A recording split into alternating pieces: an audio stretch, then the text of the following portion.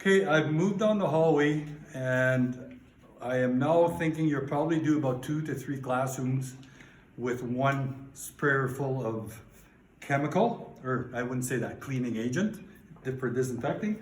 So I'm going to show you again how to disassemble this unit. So again, you go to your dial, go to unlock position, pull your pin lever, and out it comes.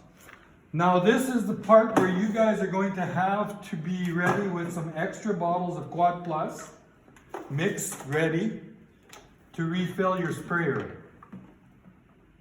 Now remember, I am now wearing gloves, which I should have been at the beginning.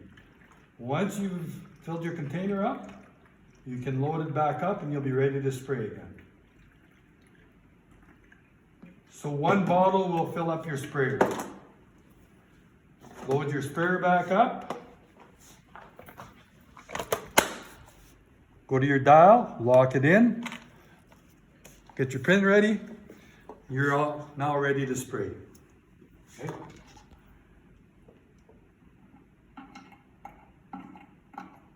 If you notice, I'm not very shaky, pretty shaky. Okay.